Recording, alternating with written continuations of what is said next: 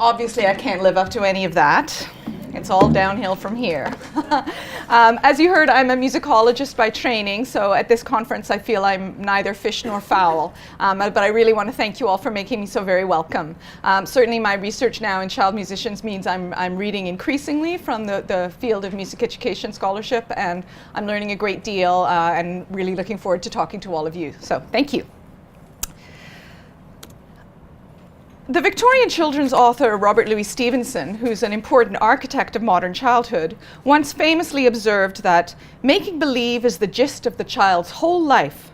And this insight continues to help us understand the function of children's play acting and imaginative play. Children's play is often derivative, inspired by the texts offered to them by teachers and parents. But children may invent highly original situations and stories while they play at being the characters from Star Wars or Frozen. In many ways, we might usefully compare this kind of child's play to fan fiction, but it is also analyzed as rehearsal for adulthood by scholars such as Vivian Paley. My interest is to consider the models of childhood that are reproduced through mimicry, particularly the mimicry of adult gestures. When children copy adults, what are they, and we, learning about adulthood and childhood? Now, the blurring of the distinction between fan and creator is particularly pertinent when we consider child musicians, many of whom develop their talent and originality through careful mimicry of other artists. This is especially true of child musicians trained in conservatory systems, wherein the mastery of accepted conventions and repertoire is central. But the careful imitation of phrasing, gesture, intonation, and timbre is also an important aspect of learning in vernacular styles of music. Child musicians are especially likely to develop their skills through mimicry, and this recreative work can be the foundation for brilliant creativity in adulthood, if not before. So as an example, I'll show you a YouTube clip that became a viral sensation in 2011 and launched the career of a child star, Sophia Grace Brownlee, seen here with her younger cousin, Rosie. So let's hear their spontaneous performance. Hello everybody, this is Sophia Grace Brownlee and Rosie Grace McKinnon singing Super Race by Nicki Minaj. Let's hit it now. Please run it for the boys with the boom system. That down EC with the cool system. When you come in the club, you play some rap. That's let's go with that like a super rap. And you heal, you real, you like Galileo. You got what is in there, right? Galileo. You nice dog car. You in there, I ain't never like that Jim. Shut, money make. He's the one that is, and that's the kind of dude I was looking for. I guess you get stopped living like a hot. I said, excuse me, you're a hell of a guy. I mean, mama, like a hell of a guy. Me, you're so shy, I'm in tight. They're like some of the guy with the feeling on. Oh, you get started, and then by the piece, and who the F that is, and Nicki Minaj, you get Cooper. Oh, you got my heart been running away. Baby, like a drum and it's pull me away. Did you hear that boom, boom, boom, boom, boom, you got that super bass. Boom, boom, boom, boom, boom, you got that super bass. So we see these little girls in their party dresses, filmed in the comfortable familiarity of their suburban Essex home, as they sort of try on the adult swagger of American hip-hop star Nicki Minaj, to the delight of their mothers, who have almost certainly nurtured their musical tastes. They've studied and copied Minaj's style, but they do also weave in gestures of their own, as when they mime playing drums to represent the pounding super bass heartbeats. So the song has served as a starting point for their own creative expression. Their performance is charming in its adorable clumsiness. It's like a toddler trying to walk in mummy's shoes. And so it fits into a convention of children performing as tiny adults for comic effect. The juxtaposition of sweet-faced children spouting language and sentiments they ought not to know about is perhaps particularly appealing when the performance transgresses boundaries of race and nationality as well as age. So I'm interested in the phenomenon of child performers and their value to both adult and child audiences. The ability to appear bigger than big and smaller than small relies on the idea of an apparently adult interiority residing in the unspoilt and unself-conscious body of a child, and the figure of the child star has long been an important convention. The child is a very potent emblem of, natural goodness, the future, nostalgia, vulnerability, anti-cynicism, family values, on and on. So our culture industries rely on real children to perform the work of awakening our inner child selves. Sophia Grace's burgeoning skills in 2011 have since led to an international career. Now, a few months after her 12th birthday, her distinctive sound and look have been commodified in myriad ways. Multiple guest appearances on Ellen DeGeneres' talk show, a children's book series, a clothing line for Kmart, professional acting roles, and more. Now, while I acknowledge that part of her charm is her enthusiastic and unself-conscious incompetence, I do want to draw attention to the musicality we saw in her just now. Her grasp of flow is quite striking. And even as she stumbles over the words and runs out of breath, of course, her lung capacity is quite small. And her credible American accent suggests a keenly sensitive ear. Ellen Winner and Gail Martino, developmental psychologists who study gifted children, observe that musical talent is often manifest in sensitivity to structures and expressive qualities, and that pedagogy focusing on technical accuracy, as in a conservatory system, may miss these important signifiers.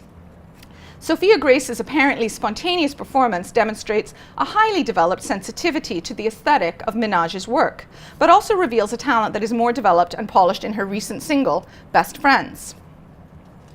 In this new professional piece, the presentation of Sophia Grace continues to hinge on the juxtaposition of her grasp of a musical idiom associated with urban African-American adulthood against an old-fashioned, sentimentalized presentation of white girlhood.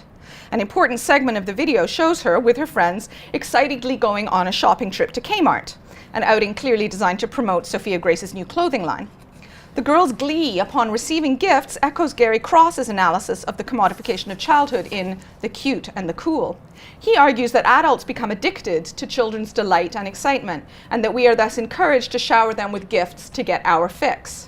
Conflict arises when children start to grow bored and jaded with our excessive consumption on their behalves, leading us to call them spoiled, as we long to freeze them permanently in a childlike state of wonder and joy. Sophia Grace's manifestation of joy and unbridled enthusiasm is central to her appeal, and it's no coincidence that she continues to be presented as a fan, even now that she is established as a professional performer. Her successful mimicry of hip-hop gestures indicates a genuine familiarity, and the idea of a child like her being a knowledgeable fan of this genre is incongruous.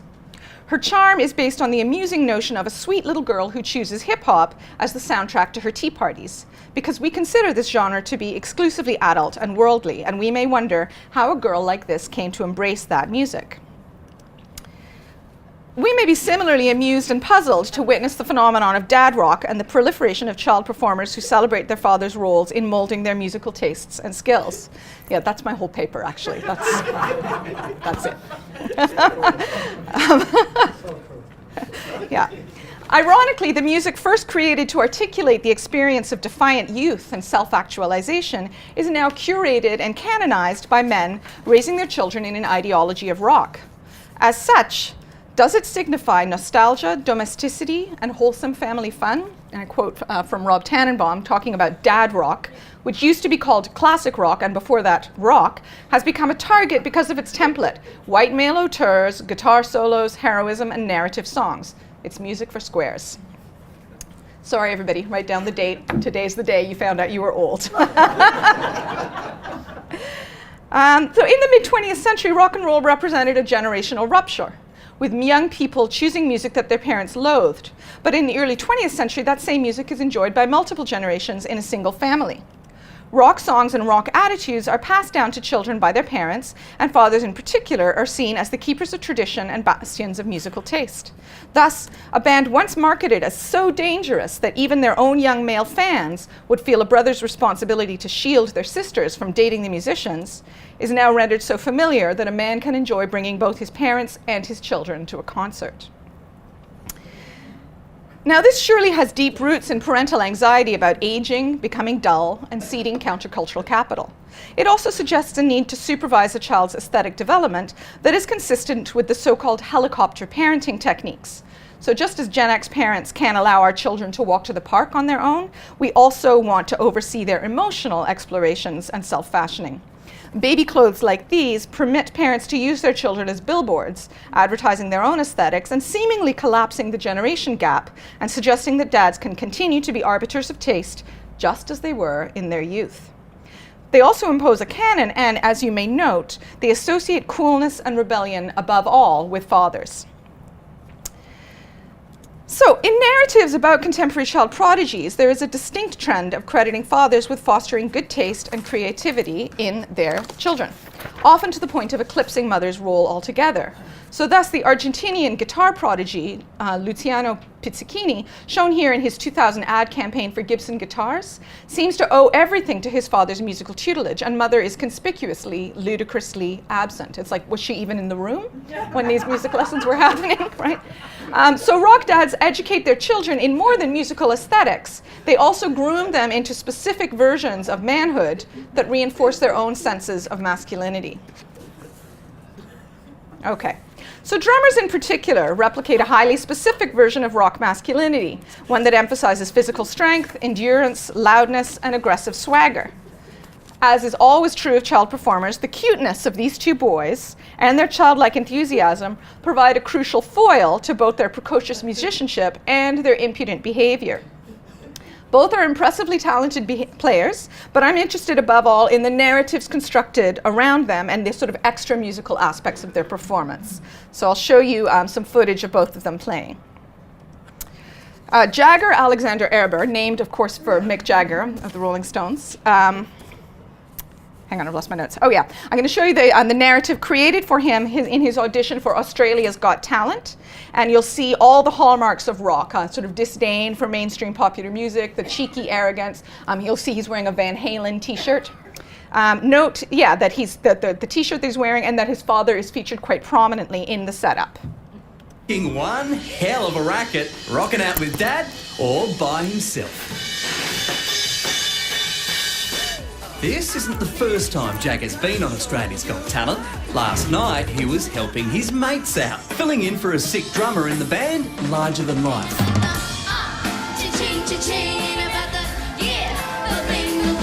But tonight, he's back solo, ready to headline his own act and show Australia what he's worth.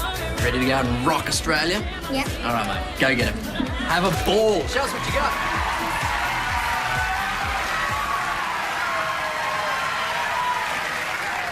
How come you're back today with another band? The other day I was playing pop. Right. And I'm playing my real style. Rock. Your real style, rock.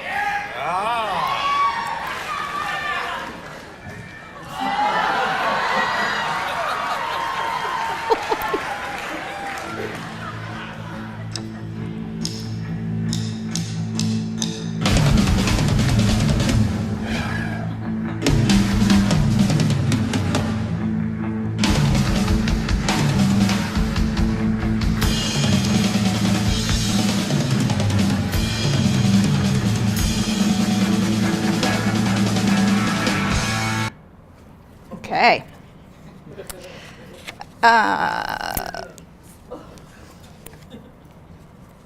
Sorry. Okay, elsewhere, in an interview with the Sydney Morning Herald, Jagger expresses scorn for his friends' musical tastes for all that pop rubbish, apparently taking great pride in being out of step with his own generation. Now, this disdain for pedestrian contemporary tastes in music is often expressed by adult rock fans.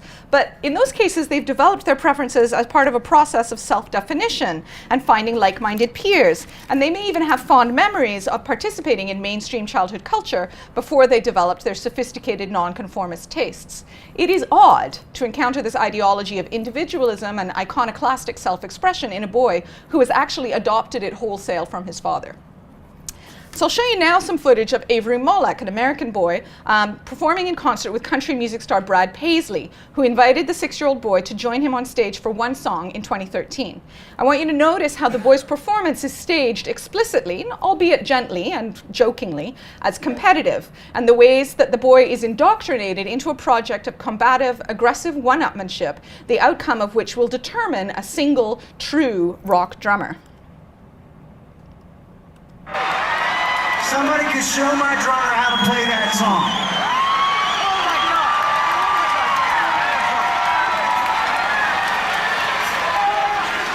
Would you all please make welcome Pennsylvania native Avery Mollek?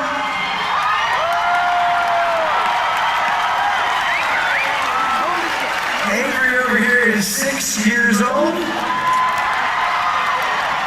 No, you don't get to go backstage, Ben. You get up there and sit down.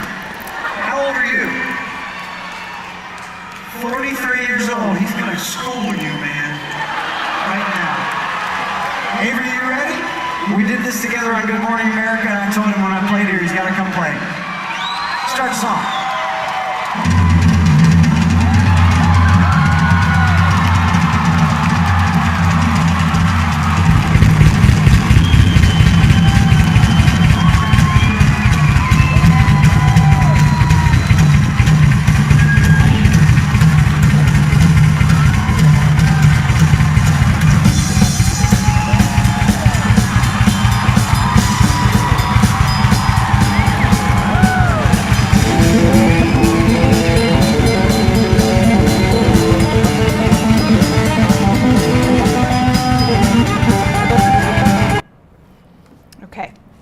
Now, those of us who didn't come of age in the mid-'80s might not recognize this piece. Does anybody know what it was?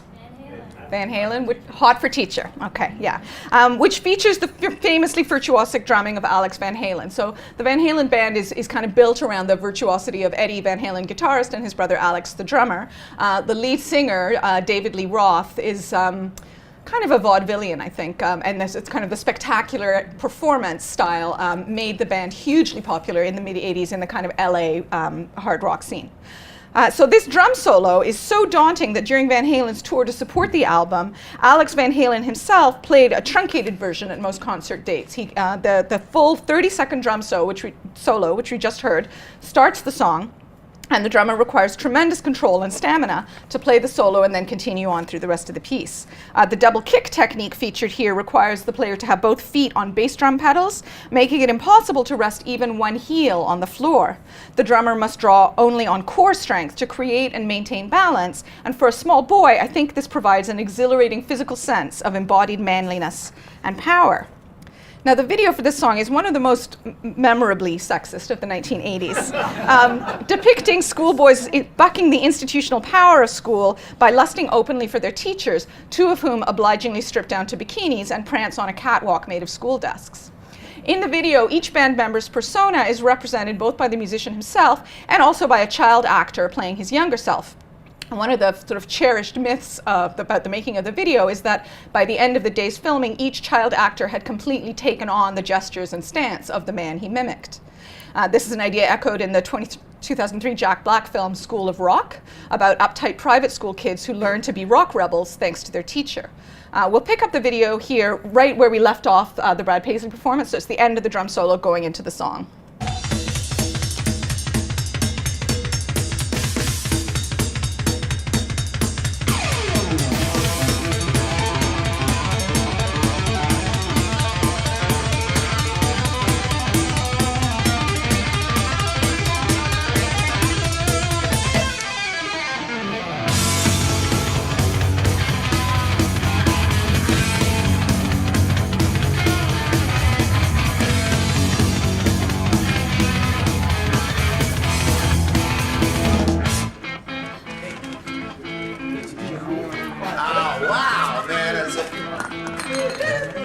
Wait a second, man.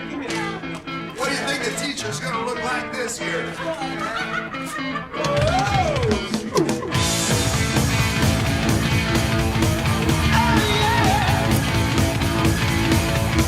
Teacher, stop that screaming. Teacher, don't you see? Don't wanna be no uptown fool. Maybe I should go to hell, but I'm doing well. Teacher needs to see me after school. I think of all the education that I missed, but then my homework was never quite like this. Got it bad, got it bad, got it bad. I'm not the teacher. I've got it bad, so bad. I'm not the teacher. Okay. So Hot for Teacher evokes the high school rebel whose strength and wildness cannot be contained by dreary institutional authority. Alex Van Halen, along with his guitarist brother and other bandmates, sought to reimagine his prepubescent self already endowed with the swagger and sexual confidence of an adult rock star, so that Molek's performance 25 years later is a case of a boy playing a man playing a boy. The type of rebellious behavior promoted here prefigures Didi Kayat's analysis of the sexualized disrespect she experienced as a high school teacher, analyzed in this reflection on a high school boy's response to her discipline in the classroom. So sparing your blushes, I will read this for you. He then whispered in a voice he made sure reached me, "Well, she's in a bad mood because she probably didn't get fucked last night." This anecdote clearly articulates Foucault's notion of power as exercised or negotiated. I am the teacher with institutionalized authority, and I am female.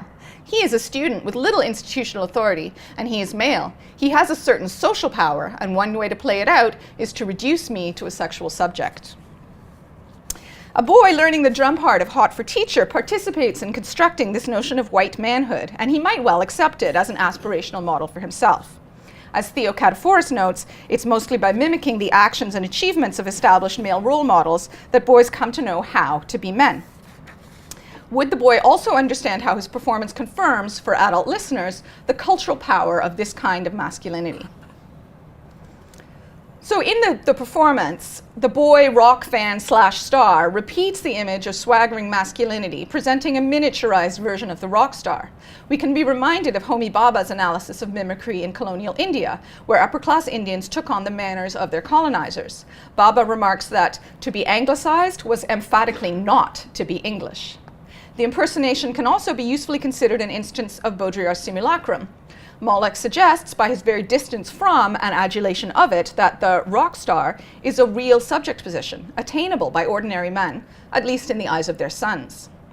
The talented child who enthusiastically and compellingly replicates his father's preferred ideologies of music and of manhood is surely what Baudrillard would consider a copy, the second order of simulation, one that clearly refers to an original and shores up its aura and cultural power. Further, the sheer number of child prodigies of canonical musics corresponds to Baudrillard's suggestion of the possibility of two or more identical objects. The relationship between them is not that of the original to its counterfeit. It is a relationship of equivalence, of indifference. In the series, objects are transformed indefinitely into simulacra of one another. The various child stars of dad rock are, in Baudrillard's conception, all interchangeable with one another, copies that can and will be replicated by other children in time, even as the rock stars they copy, drummers such as Alex Van Halen, John Bonham, and above all Keith Moon, continue to possess an aura of authenticity that is burnished by their imitators. So this kind of child performance is deeply rooted in nostalgia, as children like Moloch imply that the music their fathers love is loved by the younger generation. This phenomenon suggests that the preferences and aesthetics of rockers in their 40s ought still to be at the forefront of popular culture, and that dads should continue to be arbiters of taste just as they were in their youth. The fandom for dad rock that fathers share with their children appears to collapse the age difference and the hierarchy of adults over their children, but it does so without obliging fathers to cede their cultural authority and defer to their children's agency as tastemakers. The nostalgia inherent in dad rock, then, looks at once to the past and to the future, as miniature rockers imply the future of tradition. The high number of children involved in replicating the music culture of their parents' youth is consistent both with Baudrillard's notion of the copy and also with Svetlana Boym's assessment that the sheer overabundance of nostalgic artifacts marketed by the entertainment industry, most of them sweet ready-mades, reflects a fear of untamable longing and non-commodified time. Oversaturation in this case underscores nostalgia's fundamental insatiability. With the diminished role of art in Western societies, the self-conscious exploration of longing, without a quick fix and sugar-coated palliatives, has significantly dwindled. Boym suggests that nostalgia smothers the exploration of longing, which is the only thing that can lead to the creation of new, groundbreaking art. To stand aside and allow children to assert musical preferences that undermine the cultural supremacy of rock would be to cede the central position in cultural discourse. Now, I've already noted that cuteness is central to the appeal of child stars, and all child stars generate anxiety about the loss of cuteness as they grow up, often deploying infantilizing strategies to ensure their continued appeal. So Michael Jackson's age was falsified by 2 years to make him seem even more precocious. The same thing was true of Shirley Temple. And the boy Mozart began most of his performances at the keyboard with a charade of not being able to reach the keys, so a cushion would have to be brought out every single night. Okay. However dazzling the skill of child musicians, adorableness is crucial to their audiences, and the human fondness for babyish appearance has been closely analyzed by psychologists and anthropologists. The strategy of rendering a character more cute by enlarging its head and eyes while truncating and softening its body is called neoteny. And these images indicate the degree to which objects, and most particularly objects associated with girls, can be babified as our threshold for cuteness goes up. At a certain point, though, the cute becomes uncanny, as with a child whose ability to mimic an adult voice and gestures is so accurate as to unsettle her audience. The Japanese roboticist Masahiro Mori theorized the useful idea of the uncanny valley in 1970, explaining that a robot or a puppet or a doll is more attractive to humans the more humanoid it seems, until it reaches a point of too close resemblance and becomes uncanny and repulsive. So a child whose gift for mimicry verges on the uncanny may cause bewilderment, and her ability to channel the sound of a famous artist seem almost supernatural.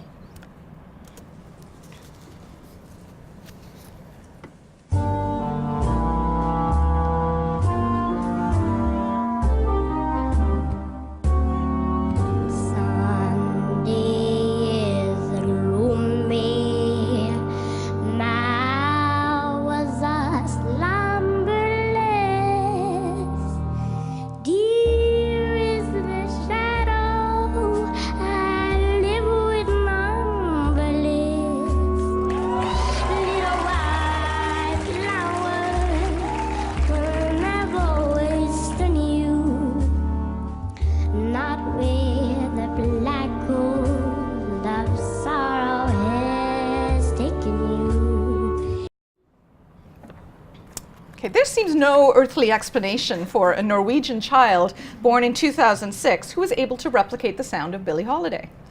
Angelina Jordan's performance is, I think, utterly uncanny. The girl's mastery of Holiday's distinctive phrasing and timbre contrasts sharply with her kind of gap-toothed smile, and her performance has a gravitas we do not expect from this tiny girl. Jordan represents a child version of Jennifer Flieger's notion of the mismatched woman, the singer whose usually frumpy appearance presents viewers with a jarring contrast to her supple, beautiful voice. Jordan's trajectory on this television show competition and beyond has been based in emphasizing the contrast between her delicate pre-sexual appearance and her apparent interior self, manifest in her ability to sing songs like I Who Have Nothing and Bang Bang, My Baby Shot Me Down, like a world-weary torch singer. So the element of the uncanny, das Unheimliche in Freud's terminology, is related to the familiarity and strangeness coinciding in this performance and in the work of other child prodigies. The term prodigy generally refers to a child with exceptional skill, but it can also signify anomalous, freakish events and portents, like a two-headed calf is sometimes called a prodigy. And there is often something monstrous about the child with adult ability. Note the strategies of pedomorphosis used in Angelina's presentation. Her bare feet, solemn demeanor, her unbrushed hair, and the white dress evoke an almost Rousseauvian naturalness, connecting to what Robin Bernstein has identified as a busy cultural system linking innocence to whiteness through the body of a child. This version of girlhood, in contrast to Sophia Grace's precociousness, is that of an almost supernaturally old soul. Like Brownlee, Jordan is presented as, hang on, I know the suspense is killing you, hang on, is presented in deliberately old-fashioned styles, but rather than evoking a sort of post-war middle-class wholesomeness, Jordan's appearance conjures romantic, capital R, romantic notions of childlike purity, and she often resembles Minnie Terry, who was perhaps the most famous child star of the London stage in Victorian times. And yet, while we're hard-pressed to understand how this child even came to admire a recording made in 1941 on the theme of depression and suicide, much less learn to imitate it so well, her performance may reassure even as it unsettles. We're particularly apt to acknowledge and admire child prodigies of music when they develop the ability to mimic our norms of artistry at an early age. In his study of musical giftedness, psychologist Roland Persson describes conservatory-style musical training as highly competitive, stressful, inflexible, and placing a strong value on conformity to tradition. And this environment can encourage mimicry as a more reliable route to success than inventiveness or idiosyncratic learning. This might explain the preponderance of baby violin virtuosi in the classical music world, while there are apparently no child prodigies in the experimental music scene. How would we know if they were talented or not? So the child performer thus represents both the past and the future in important ways, making adult audiences feel nostalgic but not yet threatened with displacement. Joseph Zornato suggests that when child actors speak words written by adults, they become mouthpieces for adult sentimentality about childhood. Similarly, we preserve traditional wisdom in the texts we offer our children as their own, as when proverbs and cautionary tales become nursery rhymes. Perhaps more than any other cultural text, the performing child embodies Carolyn Steedman's notion of the child as a symbol of interiority. By handing children pre-made copies of their own youthful rebellion, dad rockers may actually stifle the development of youth cultures that reflect contemporary childhood and adolescent experience. I am not suggesting, however, that parents ought not to share the music they love with their children, nor do I believe that an early diet of rock will necessarily prevent a child from pursuing his or her own journey of musical self-discovery in adolescence. Just as nursery rhymes and folk tales preserve history and tradition, but also mutate and shift to suit each new generation, dad rock anthems can provide children with opportunities for creative exploration. So I'll show you this group, the Louisville Leopards, a community group of children from various schools in Louisville who would probably not otherwise meet one another. Participation in this percussion ensemble thus fosters unlikely friendships as children share xylophone keyboards and gain intimate familiarity with one another's physical space and movement. 2, ready, go.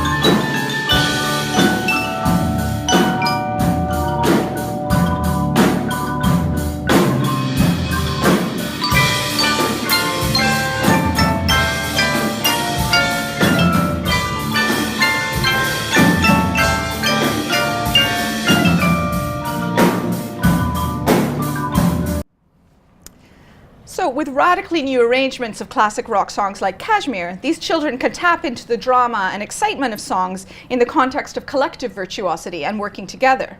Recontextualized and detached from rock's ideological baggage of individualism and one-upmanship, these songs can serve as building blocks for new musical sounds and new expressions of childhood experience. Thank you.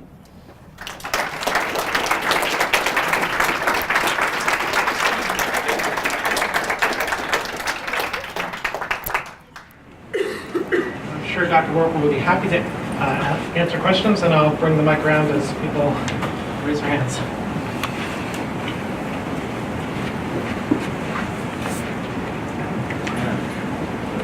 Thanks very much. That was fantastic. And I have to say, just a comment and then a question. I always feel a little sorry for kids who imitate classic rock too much. You know? Yeah. Like, I mean, I teach a lot of students that play in ensembles at the U of R, and I'm comfortable with the idea of them thinking that music is tradition from which they can learn certain skills and then express themselves in their own way. But I often come across students who are like still really devoted to the music of Led Zeppelin and the Beatles, like they own that music. And maybe I'm just wrong to think that they shouldn't, it's not really their music. Why don't you find something that's yours? Why are you so interested in this stuff that's mine? I don't know that it's that much different than kids rooting for the University of Michigan football team because I went to the University of Michigan or something, you know. But it's all weird.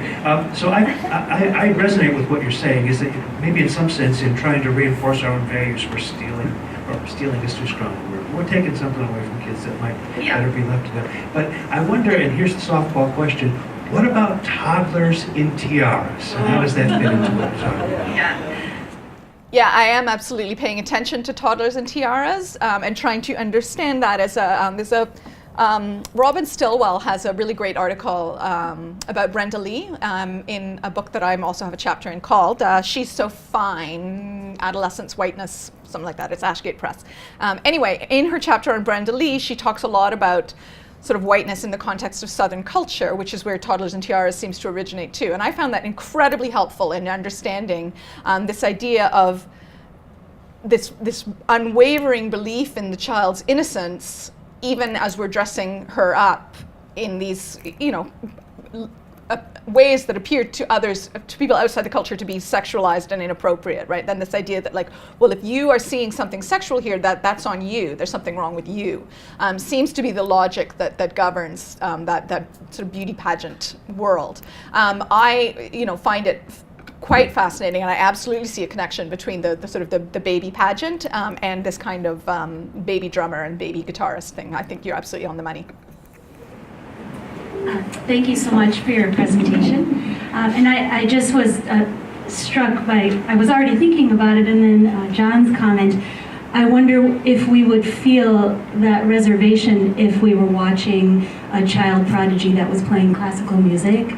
And I doubt that our reservation would be as strong because it's a more approved, pure, at the top of the hierarchy genre. So especially in the safety of this conference, I just wanted to put that out there that are we perhaps judging the genre and what comes with it in comparison to other styles?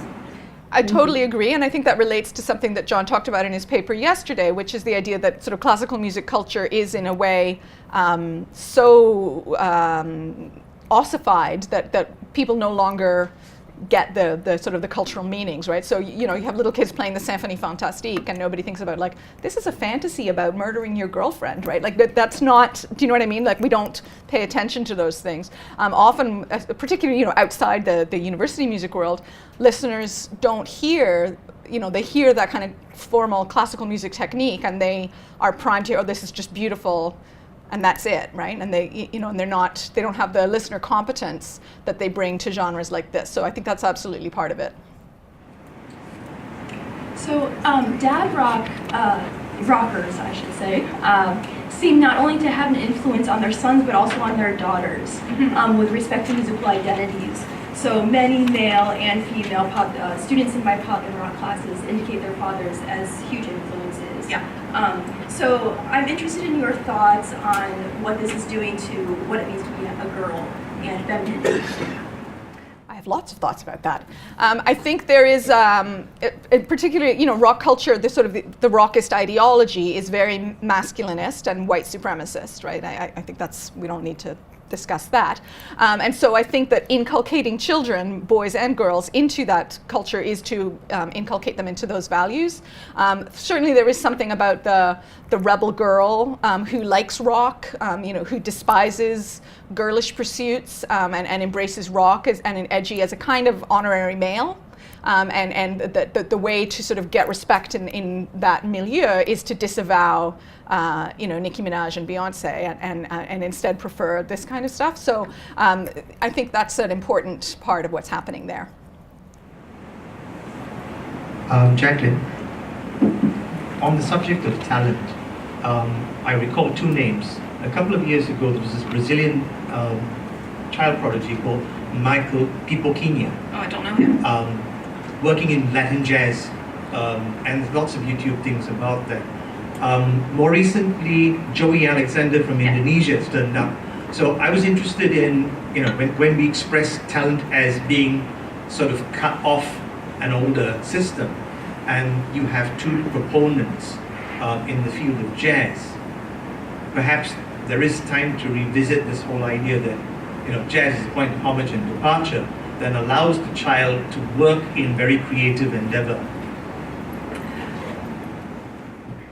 Yes and no. I'm not really a jazz scholar, but I think jazz is becoming, America's classical music, right? So I think that even, I hate to be such a gloomy Cassandra-like figure up here, but I think that even in jazz, it's sort of becoming increasingly rigid, and so those children like Joey Alexander, he plays things in a certain way. He evokes someone else's style, right? He mimics an established convention rather than, bringing something utterly new. Now, of course, he may do that later. We don't know. But even with him, it's all about his father's CD collection, right? That's always named in the stories about these children, that Dad taught me to love this music.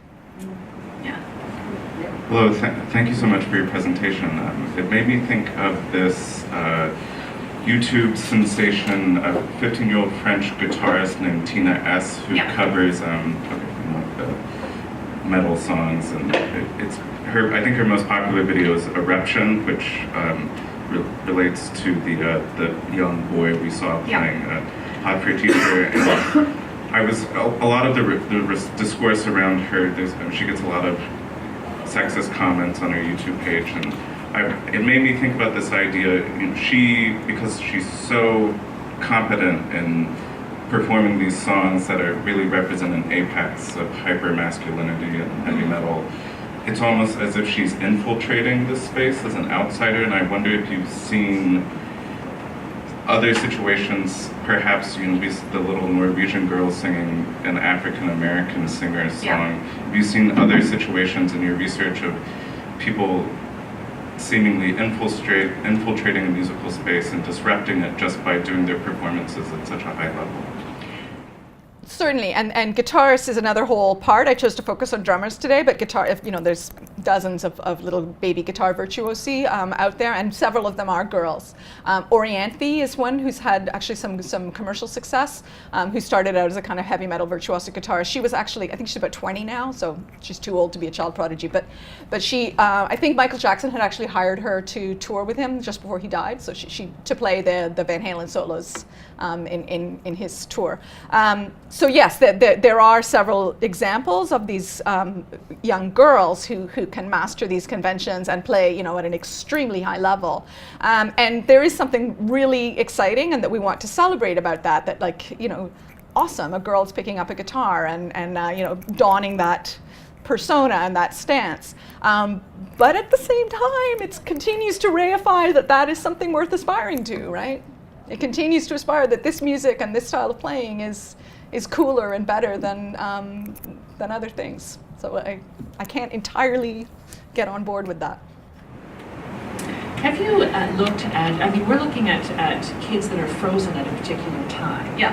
And we're fascinated with them because they're 3 and they can play the drums like nobody's business. And they're male and are assuming particular roles attendant to the gender, similarly to the females. But does your work go beyond? There is a future for these people, and in many cases it's not a future that's particularly, how do we say, welcoming to aging, let's say. Right. We also have a fascination with the decline that comes with aging too. So does your work look at that?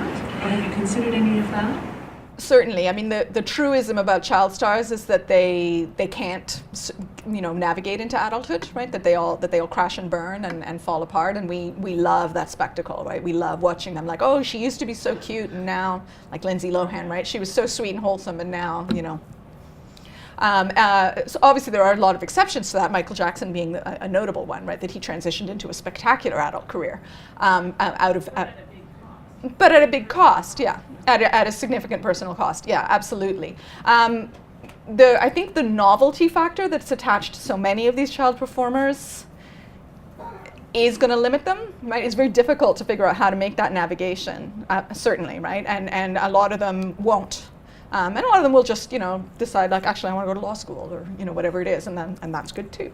But Shirley Temple, she quit the movies at age 21 and became a housewife and then later became a politician. She just walked away from the whole thing after having been the paradigmatic child star. She had no real interest in being a movie star once she was a grown-up. So that seems like a very healthy path to pursue. Some of them, of course, do stay in the business, like Jackson. I don't know what else he could have possibly done. And you know, had a brilliant adult career, but many more, you know, try and fail, and we never can forgive them for, you know, ceasing to be cute and innocent. But I guess my point would be that there's purity that we associate with females. That's something that we hope that females will aspire to. I can't believe I just said that. I heard the chorus.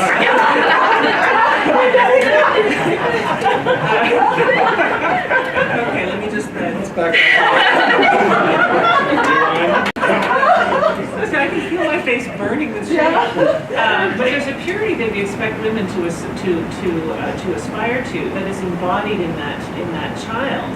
And as the child ages, of course, you know, the purity. I mean, we gain life experiences, and there's such an interest in the aging adult star. You know, so we look at Grace Jones. Doesn't she look amazing? Right. Or Tina Turner, right? Doesn't she look amazing at 70, whatever it is that she is? So we're interested in sort of this preservation, and especially with women. And so I'm wondering if there's sort of a gendering of if there's sort of a valuation, you know, imposed on if male stars, male prodigies are given a little more leeway than females. I don't know. Oh, I think you're absolutely right, yeah. And if I can put a little plug in for a book I'm working on that should be out in the new year called, it's an essay collection called Voicing Girlhood in Popular Music. And it's a collection of essays sort of looking at the phenomenon of the girl's voice, you know, metaphorically and literally. And one of the chapters is about the aging ingenue, right? Like what do you do when you've been so associated with this pure girlish sound? How do you become an adult after that? If you look at someone like Adele, who, you know, from the time she was 19, she sounded like an adult, right? She never was identified with that kind of teen girl sound, right? If you think about, like, Adele is younger than Carly Rae Jepsen. Right, think about that, right? In terms of the persona, like Carly Rae has that girlish ingenue sound, and that's going to be tricky for her, I predict. Whereas Adele, you know, she's kind of sidestepped the whole perils of getting too old for her material. She's always going to be able to sing Someone Like You, right? It doesn't, you know, when she's 70, she can still do that. So I think that's one maneuver that ensures a bit more longevity. Madonna, of course, flies in the face of all of that, right? Like, she's way too old to be singing the songs that she used to sing, but she, damn it, does it, right? The questions? I wonder if Thank you. I'm interested in the comment that you made about, you know, that a lot of the work that is done by these children, right, is male or female, is a simulacra of the real thing, right? And I wonder if, particularly from an educational standpoint, the fact that so much of this work, so much of this skill that we seem to, you know, value so much, that we see, and because that skill in many ways is a simulacra, right, is a representation of something that is not yours, or that cannot be, you know, individually created, is part of this ceiling that comes. And it's, you know, what does that speak to in terms of education and what we do, where simulacra is actually what we are fostering in many ways, valuing, rather than something that is not that. I mean, what is that, right? What would be the videos representing kids engaging in something that is not that simulacra? Well, I think that last video is not a simulacrum, right? That I think the percussion ensemble really has transformed that song into something quite different. And I look at, you know, particularly the two children in the front row, you know, now for all I know, those kids' mothers are cousins, but what I seem to see is, you know, two children who have transcended barriers of gender and race and maybe even age, and work together and have this close relationship, and you know, that they've built something together, and I find that incredibly positive. And musically, I hear something quite different here. Danielle Maggio's paper yesterday was talking about, is she here? Anyway, it was a great paper, a really good project about using 60s soul music in the classroom to sort of get children to take on, like they would, you know, she had them perform Say It Loud, I'm Black and I'm Proud, and to join in with that and kind of make it their own and rewrite it in certain ways. And I find that incredibly positive, that this is presented to them not as like, this is the greatest music, you all ought to know this, but as like, here's something from long ago and far away.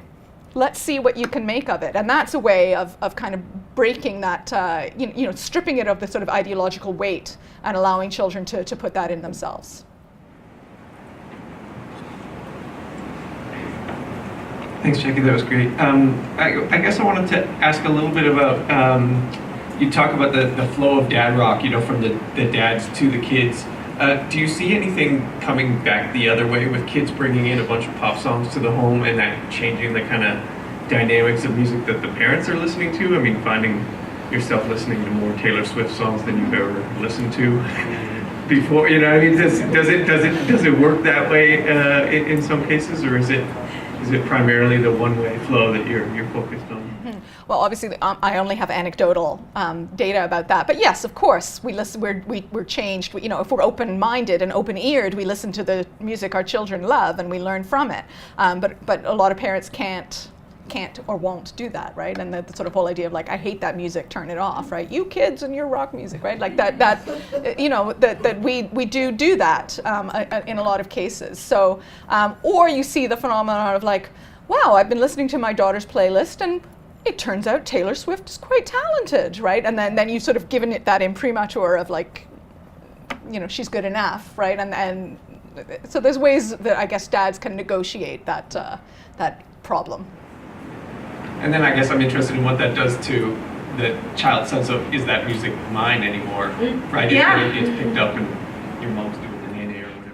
Well, I can certainly tell you in my house, so I have a 14-year-old daughter who's convinced I know absolutely nothing about music, right? And like I'm a complete imbecile when it comes to music. So like if I, say like, oh yeah, Adele, would you like to listen to Dusty Springfield? Like, absolutely not, right? She wants nothing to do. Do you know what I mean? Like, and like, no, you can't like this song, Mom. You can't know my music. Right? Certainly. I'm wondering if you could comment on whether the phenomenon that you have talked about today and also showed primarily via YouTube clips, I suggest that this kind of mimicry has only accelerated, perhaps exponentially, because of the internet, because of YouTube, because of, it was implied by your talk. Yeah. But I'm just curious if you feel like this is 10 times as strong as it was, perhaps. At least 10 times as strong, and the fact that it's so easy now for children to make their own videos, and I talked about my daughter already. Like, she's got her own little YouTube channel where she sings Taylor Swift songs, and it's so easy for her to do that and to sort of launch it out into the world. And since I've been working on this project, people are constantly sending me like, oh, have you heard about like this Indonesian kid, Joey Alexander? Have you heard about this Brazilian kid? Have you heard about people are always sending me stuff. It is.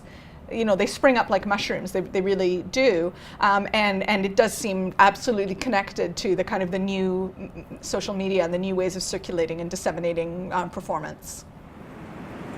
I just wanted to see if you would comment on, I was thinking of sort of Rebecca Black, where it's sort of anti-virtuoso sort of performance, but obviously her parents were attempting to foist her up to some sort of famous level, by going to this studio and paying this money and saying, we need her to have a song and a video, and we're going to put it out, and then becoming famous by virtue of the song being terrible and cheesy and her performance being very auto-tuned and not necessarily good, but then, sort of tossed away after she was able to spin it into some sort of career afterwards in sort of the wake of that. And I just wanted to see if you had any thoughts about that. Yeah, well, again, back to my co-edited book that's coming out in January. Diane Pecknold has a beautiful chapter that talks about Rebecca Black and the sort of the new annoying girl's voice that was associated with Girls Like Black. Certainly, there was Rebecca Black's performance was not good, right? We can say that, and there was this idea that like her parents were kind of driving the whole thing. I don't know if that's true or not, or it was just sort of a birthday present for her, and she put it on her YouTube channel, much as my daughter does. I don't know really, how that, where the impetus for that came from. But yeah, there is certainly the opportunity for it's things to go horribly wrong for child performers who go out there. It is sort of risky, and there are so many of them that it's hard to keep track of them all.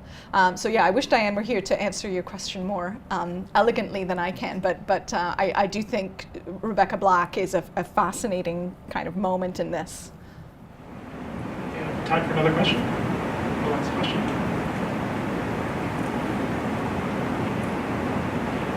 Then I'm going to ask it. Could you position your paper today a little bit in the larger work you're doing?